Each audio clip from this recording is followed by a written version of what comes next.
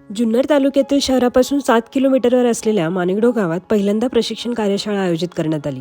2024 मधील ही शेवटची बॅच आणि या सर्वात मोठ्या बॅचमध्ये 60हून अधिक प्रशिक्षणार्थींनी महाराष्ट्रातून हजेरी लावली होती. आज जुन्या पिढीपासून आमच्या पिढीपर्यंत मातीत झालेले बदल पाहता शेतकरी प्रचंड निराश आहेत. पण मातीत येणाऱ्या समस्या सुरू कोणी केल्या याबद्दल जबाबदारी घेणं आज गरजेचं आहे. बायफसारख्या संस्थेने काही जुन्या मंडळींना आपला प्रोजेक्ट एक्सप्लोअर करण्याची संधी दिली. त्यांचं म्हणणं आहे की भविष्यात आज कितीही प्रोजेक्ट असे उभे राहिले तरीही गरज संपणार नाही. हरित क्रांतीमुळे मागील 60 वर्षात मातीचा जो पोत ढासळलाय त्यासाठी जबाबदार आपणच आहोत. पण आता या काळ्या आईला सशक्त करण्याची जबाबदारी पण आपलीच आहे. म्हणून 2025ची सुरुवात करताय या वर्षात समाजाचं देणं म्हणून नवीन काहीतरी करायचं असेल तर योग्य प्रशिक्षण घेऊन व्यावसायिक दृष्टिकोनातून मृदा संवर्धनाकडे वळायची संधी आहे.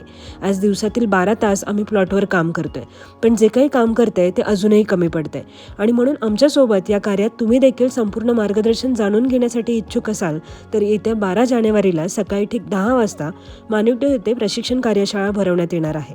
पूर्वनोंदणी आवश्यक आहे. आवर्जून या. धन्यवाद.